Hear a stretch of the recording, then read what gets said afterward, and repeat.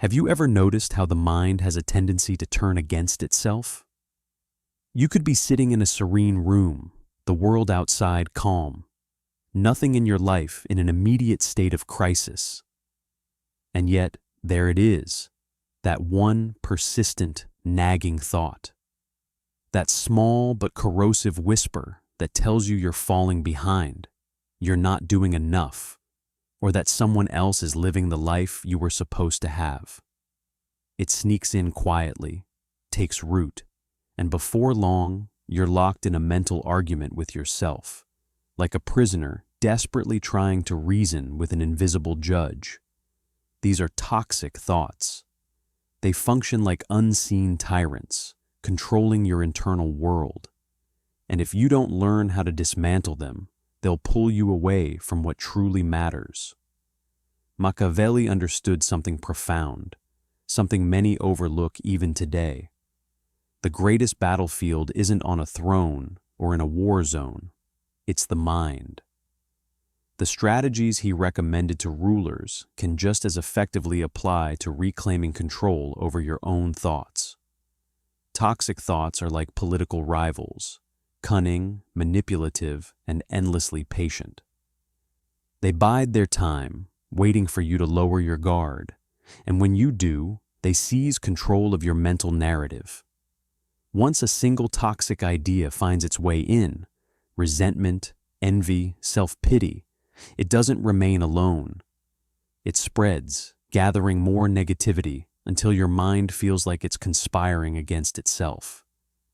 Yet here's the truth. These thoughts have no inherent power. Their strength stems solely from the attention you give them. Machiavelli might have called this the consent of the governed. The more energy you devote to arguing with them or replaying the same toxic loops in your head, the stronger their grip becomes. So what's the solution? You don't fight them directly. You outmaneuver them. You use their own tactics against them. Imagine your mind as a court filled with advisors, each one vying to influence your conscious self, the ruler.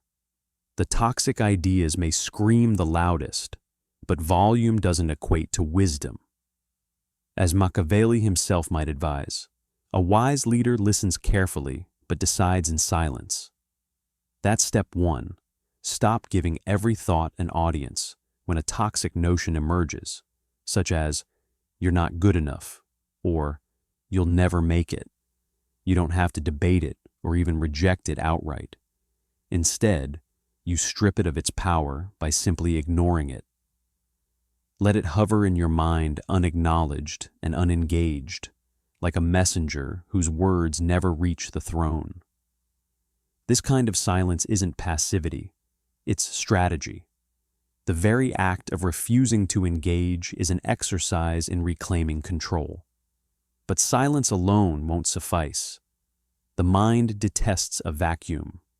You can't just erase negative thoughts without replacing them with something stronger and more constructive.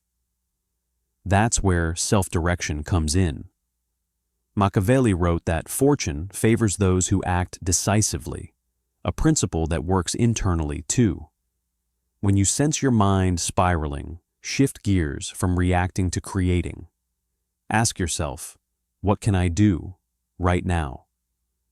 This small but powerful question moves you from being a passive bystander in your own suffering to becoming its active architect. Most toxic thoughts falter under the weight of deliberate action. They thrive only in idle imagination, where they exaggerate themselves into greater monsters. But the moment you act, sending that email, jotting down that idea, taking a walk, their grip starts to loosen. Their form begins to dissolve. Action itself becomes a statement. I choose movement over noise. When this mindset becomes habitual, everything starts to shift. Toxic voices stop expecting your attention because they've learned you won't indulge their theatrics anymore. But there's another dimension here, something even subtler that Machiavelli would likely appreciate. The real cunning of toxic thoughts isn't just their negativity, it's their disguise. They rarely present themselves as overtly harmful. Instead, they masquerade as truths or even wisdom. You might rationalize them by saying things like, "I'm just being realistic," or "I'm preparing for the worst." Yet realism without courage is nothing more than fear clothed as pragmatism. There's a fine line between being alert to potential dangers and being consumed by them. Machiavelli would counsel leaders to be aware of their enemies, but never governed by fear of them. The same lesson applies inwardly. Recognize toxic thoughts, assess their motives, and then make a conscious decision about whether they support or sabotage you. This is one of the hardest disciplines to master, the ability to think critically without blindly believing every thought that crosses your mind. Many people are trapped by their own thoughts, assuming that every idea or feeling that arises must carry deep meaning or truth. Yet, not all messengers deserve to be heeded, and not every thought is a revelation. A disciplined mind has the capacity to observe its inner disorder without succumbing to it. It can simply acknowledge a thought, say, "interesting," and move forward. That is true power. A person unable to separate thought from identity resembles a leader who cannot distinguish between ally and saboteur. And saboteurs, whether mental or otherwise, require careful handling. They cannot be expelled in anger, but must instead be studied. Observe their timing. Do they surface when you're fatigued, comparing yourself to others, or idle for too long? This observation forms your intelligence report. Once you recognize their patterns, you can anticipate their moves. It's a form of strategy, understanding the triggers of internal sabotage and countering them before they escalate into mutiny. For example, consider how distraction, compulsively checking your phone, endlessly scrolling, or drifting from task to task, affects you. You might blame yourself for lacking discipline, but the root problem lies elsewhere. It's not laziness, it's fragmentation. Toxic thoughts fragment attention by scattering your sense of purpose.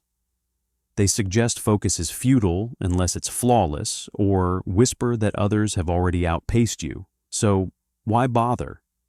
This isn't carelessness. It's a form of psychological warfare, waged with the goal of dividing your will until it can no longer govern itself. That is why focus must be treated as a deliberate exercise of authority, not as a fleeting emotional state. You must enforce it. Decide what earns your attention and energy. As Machiavelli might advise, a ruler must consolidate power before reforming the state. Similarly, before striving for heightened productivity, you must consolidate your focus. Simplify your actions. Protect your energy like valuable territory. Every time you indulge a distraction, you concede sovereignty. Conversely, every little act of discipline, choosing to write instead of scroll, completing one task without jumping to another, is a small but significant victory within the empire of your mind. However, this process is often misunderstood. Many think eliminating toxic thoughts means achieving an unwavering state of positivity. That's an illusion. Even Machiavelli understood that control isn't about eradicating opposition, but managing it wisely. The mind will always produce doubts, envy, and resentment, not as failures, but as byproducts of being aware. The key lies in handling these emotions without allowing them to take control. A skilled leader doesn't eliminate dissent entirely. Instead, they filter it, extract useful insights, and discard the rest. Your internal world can function in the same way. Let negative thoughts surface only long enough to reveal what demands attention, then release them. When you stop giving emotional weight to every toxic impulse, something remarkable happens. The thought loses its power and becomes mere data. Patterns emerge. When, how, and why particular thoughts arise. and what once felt like chaos transforms into actionable intelligence. Intelligence, in turn, brings command. This evolution reflects Machiavelli's vision of strategy, shifting from being a passive subject of external forces to becoming their master. Living this way transforms focus from a pursuit into an effortless product of clarity. Discipline ceases to feel forced and instead becomes an instinctive way of being. Motivation flows naturally because it is self-generated rather than sought after externally. The noise of life doesn't disappear. It just loses its grip because you no longer choose to entertain it. This is how rulers of the inner kingdom are forged, not through relentless positivity, but through the quiet, unyielding art of mental governance. Even so, victory over one aspect of the mind does not mean the end of the struggle. It signals a change in terrain. Toxic thoughts don't vanish forever. They adapt and evolve in response to your growth. Where they once appeared as blunt negativity, "I'm not good enough," they might now disguise themselves as ambition. "You should be further along by now." This subtle shift is the mind's resistance adapting to your newfound strength, cloaking itself in forms you are less likely to suspect. Machiavelli cautioned rulers that once external enemies are defeated, corruption often grows from within their own courts. The same holds true for your inner world. The battle evolves, but with vigilance and strategy, you maintain your rule over yourself, governing with wisdom and precision against whatever challenges arise next. It's possible to endure pain, failure, or even betrayal without succumbing to victimhood. This is the essence of Machiavellian resilience, not indifference or emotional detachment, but composure. It's about navigating the storm without being consumed by it. When your focus is disciplined, emotions transform. They fuel you rather than burn you out. Anger turns into energy. Doubt becomes insight. Fear sharpens into foresight.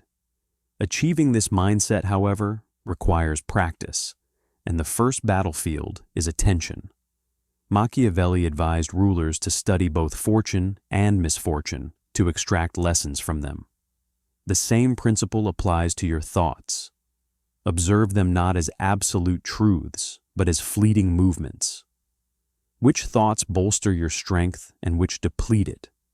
Which reinforce your resolve and which scatter it? Over time, you'll begin to notice subtle patterns, recurring triggers such as certain environments that constantly distract you, particular people who rekindle old insecurities, or specific times of day when your mental defenses feel weakest. These are not random occurrences, but persistent invasions. Once you identify them, you can proactively prepare for them. One often overlooked but powerful strategy is shaping your environment to support mental clarity. Even the strongest sense of self-control can falter in a chaotic setting. A cluttered space breeds a tangled mind. Constant notifications act like whispers of disorder, eroding your authority over your own mental realm. If you want to govern your inner world, the external one must also be in order. Mastery begins with governing what you allow into your environment. Machiavelli emphasized the importance of keeping a ruler's circle small and loyal, not out of fear of betrayal, but to maintain influence. Similarly, in today's world, your circle is more expansive. It includes the content you consume, your habits, and the voices you permit to command your attention. With every scroll, click, or conversation, you're shaping the person you'll become. So reflect, who and what holds sway over your focus? Are you immersed in clarity or chaos? When you eliminate influences that drain you, an unexpected challenge arises. The mind resists peace. It longs for the stimulation it has grown dependent on, much like a corrupted state thrives on conflict. Silence can feel unsettling because, for the first time, the relentless cycle of distraction ceases. Don't confuse this discomfort with boredom. It's withdrawal. Your mind might be addicted to distraction, but the solution isn't filling the silence. It's allowing yourself to reside in stillness long enough for clarity to emerge. Machiavelli wrote of the prince needing solitude for unclouded thinking and strategy. That same solitude that empowers rulers also strengthens thoughtful individuals. Not every quiet moment should be filled with noise or productivity. Sometimes the best thing you can do is let yourself simply be, to grant your mind room to breathe. However, discipline isn't forged in silence alone. It also requires friction. To cultivate focus, you need clear boundaries that challenge you. For instance, committing to an hour's work without checking your phone isn't just a test of willpower, it's a rebellion against internal chaos. Every small act of self-restraint is a symbolic affirmation of power over yourself. Over time, these acts add up and redefine how you see yourself, not as someone ruled by impulses, but as someone who commands their emotions and actions. This transition from reacting to others to ruling yourself marks the start of real control and clarity. Yet, breaking free from toxic thoughts comes at a quiet cost. Negativity, destructive as it is, offers an odd sense of comfort. It provides familiar excuses, people to blame, and shields from confronting responsibility head-on. Once it's stripped away, you're left with an empty mental canvas that can feel unsettlingly blank. This silence often tempts individuals back into old toxic patterns, not out of a desire to suffer, but because those old cycles once gave their chaos meaning. To stay focused requires something deeper, building new meaning intentionally. Meaning can't be borrowed or imitated. It must be created through consistent action. Small daily achievements that demonstrate control is not just an idea, but a reality. This is why Machiavelli placed a higher value on results over intentions. He understood that the human mind respects evidence, not empty promises. Each time you fulfill even a modest commitment to yourself, you're rewriting the narrative of your mind. You're proving that your plans outweigh your fears, but setbacks will happen. Days when toxic thoughts shout louder, when focus wavers and progress seems lost. Yet these moments are unavoidable. They're part of the larger process. Machiavelli continually urged leaders to adopt a long-term perspective, encouraging them to look beyond immediate crises. Apply that wisdom to yourself. Often, toxic thoughts don't dissolve because you solve them. They fade because you outgrow their perspective. Sometimes the most strategic move is patience, the ability to wait without falling apart. Toxic thoughts push for immediate reactions. They coax you into panic, into an obsessive need to fix or explain. But if you pause, allowing the emotional surge to settle without engaging, you'll discover how hollow those thoughts truly are. Left unprovoked, the mind has an innate power to heal itself. Silence, stillness, and distance, they are your quiet allies. You don't conquer a toxic thought by out-arguing it. You conquer it by outlasting it. There's another dimension to this: identity. Many toxic thoughts persist because they embed themselves in the narratives you repeat about yourself. Statements like, "I'm not disciplined," or "I always lose focus," become more than passing thoughts. They shape who you believe you are, solidified through repetition. To eliminate them isn't just about rejection, it's about replacement. You need new evidence to challenge the old. Machiavelli taught that a ruler must continually demonstrate strength, not just possess it. The same principle applies to your mind. Focus isn't achieved by merely believing you have it. It's forged through repeated action. Behave as though you're disciplined, directed, or determined, and eventually belief will catch up. Action reshapes identity. So, the next time that familiar wave of mental poison resurfaces, whispering tales of failure or inadequacy, don't try to rationalize it into submission. Outact it. Take even the smallest constructive step forward. Each productive act becomes a declaration against self-doubt, accumulating over time until even your mind begins to respect its leader. However, respect wanes without consistent presence. Machiavelli warned that power must remain visible and actively maintained to endure. Similarly, you must stay engaged in managing your inner world, not obsessively, but with intention. When disorder starts creeping in, return to your foundation. What supports my focus? What undermines it? Asking these questions honestly keeps you aligned. Yet let's be real, letting go of toxic thoughts is never a tidy process. It's messy, uncomfortable, with moments of relapse. It often feels like progress dissolves when old struggles resurface stronger than before. That's not failure. It's deeper awareness surfacing the roots so they can be understood and addressed. Machiavelli likened fortune to a river. Left unchecked, it floods, but harnessed thoughtfully, it's controlled. The same applies to your emotions. They overwhelm when disregarded, but empower when studied and redirected. On the other hand, even focus, a typically positive force, can turn toxic when overly rigid or punishing. When control becomes obsession or anxiety replaces clarity, mistakes start feeling like irredeemable failures. That isn't mastery, it's tyranny. A true leader knows how to balance firmness with flexibility, when to let go or rest without viewing chaos as defeat. Real focus isn't a clenched fist, it's a steady current guiding you forward. And at this stage, something remarkable happens. Toxic thoughts might still appear, but they lose their power to unsettle you.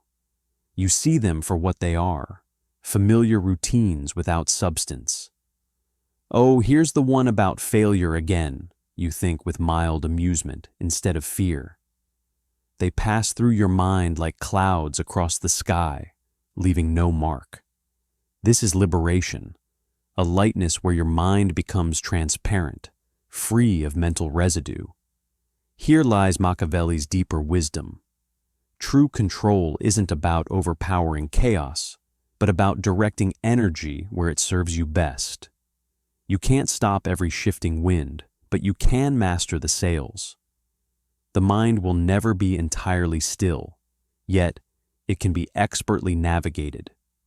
To steer its currents deliberately, to discard unworthy thoughts and channel energy toward meaningful action, is to cultivate an unshakable inner strength. Deleting toxic thoughts and cultivating focus isn't about striving for perfection. It's about reclaiming control, the sovereignty of choosing what occupies your mind and governs your actions. This is not enlightenment. This is leadership, the very quality Machiavelli admired in rulers applied inwardly. The kingdom is now your mind, and learning to govern it restores authority over your life. When inner leadership is firm yet adaptive, the external world begins to align as well, because fortune may be unpredictable and external noise unrelenting, but the ruler within remains steady, clear, composed, and quietly in command.